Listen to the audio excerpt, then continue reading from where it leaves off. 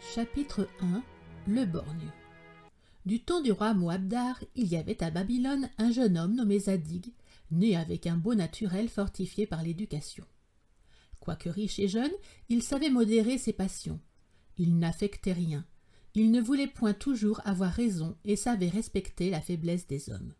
On était étonné de voir qu'avec beaucoup d'esprit, il n'insulta jamais par des railleries à ses propos si vagues, si rompus, si tumultueux, à ses médisances téméraires, à ses décisions ignorantes, à ses turlupinades grossières, à ce vain bruit de paroles qu'on appelait conversation dans Babylone.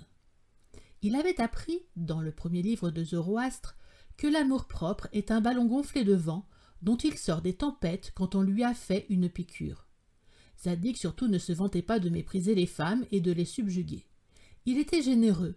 Il ne craignait point d'obliger des ingrats, suivant ce grand précepte de Zoroastre: « Quand tu manges, donne à manger aux chiens, dussent-ils te mordre ?» Il était aussi sage qu'on peut l'être, car il cherchait à vivre avec des sages.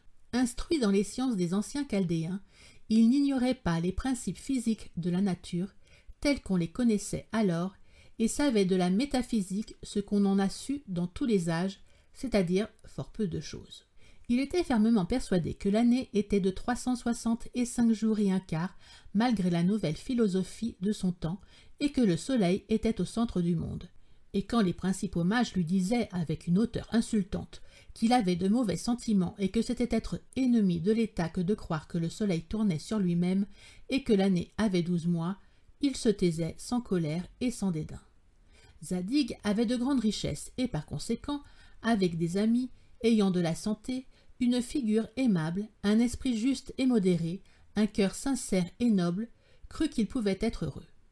Il devait se marier à Sémire que sa beauté, sa naissance et sa fortune rendaient le premier parti de Babylone. Il avait pour elle un attachement solide et vertueux, et Sémire l'aimait avec passion. Il touchait au moment fortuné qui allait les unir, lorsque, se promenant ensemble vers une porte de Babylone, sous les palmiers qui ornaient le rivage de l'Euphrate, ils virent venir à eux des hommes armés de sabres et de flèches. C'étaient les satellites du jeune Orcan, neveu d'un ministre, à qui les courtisans de son oncle avaient fait accroire que tout lui était permis. Il n'avait aucune des grâces ni des vertus de Zadig, mais croyant valoir beaucoup mieux, il était désespéré de n'être pas préféré. Cette jalousie, qui ne venait que de sa vanité, lui fit penser qu'il aimait éperdument Sémire. Il voulait l'enlever. Les ravisseurs la saisirent, et dans les emportements de leur violence, ils la blessèrent et firent couler le sang d'une personne dont la vue aurait attendri les tigres du mont Imaüs. Elle perçait le ciel de ses plaintes. Elle s'écriait: « Mon cher époux, on m'arrache à ce que j'adore !» Elle n'était point occupée de son danger, elle ne pensait qu'à son cher Zadig. Celui-ci, dans le même temps, la défendait avec toute la force que donnent la valeur et l'amour. Aidé seulement de 2 esclaves, il mit les ravisseurs en fuite et ramena chez elle Sémire, évanouie et sanglante, qui en ouvrant les yeux vit son libérateur. Elle lui dit: « Ô Zadig, je vous aimais comme mon époux, je vous aime comme celui à qui je dois l'honneur et la vie. » Jamais il n'y eut un cœur plus pénétré que celui de Sémire. Jamais bouche plus ravissante n'exprima des sentiments plus touchants par ces paroles de feu qu'inspire le sentiment du plus grand des bienfaits et le transport le plus tendre de l'amour le plus légitime. Sa blessure était légère, elle guérit bientôt. Zadig était blessé plus dangereusement. Un coup de flèche reçu près de l'œil lui avait fait une plaie profonde. Sémire ne demandait au Dieu que la guérison de son amant. Ses yeux étaient nuit et jour baignés de larmes. Elle attendait le moment où ceux de Zadig pourraient jouir de ses regards. Mais un abcès survenu à l'œil blessé fit tout craindre. On envoya jusqu'à Memphis chercher le grand médecin Hermès, qui vint avec un nombreux cortège. Il visita le malade et déclara qu'il perdrait l'œil. Il prédit même le jour et l'heure où ce funeste accident devait arriver. « Si c'eût été l'œil droit, dit-il, je l'aurais guéri, mais les plaies de l'œil gauche sont incurables. » Tout Babylone, en plaignant la destinée de Zadig, admira la profondeur de la science d'Hermès. 2 jours après, l'abcès perça de lui-même. Zadig fut guéri parfaitement. Hermès écrivit un livre où il lui prouva qu'il n'avait pas dû guérir.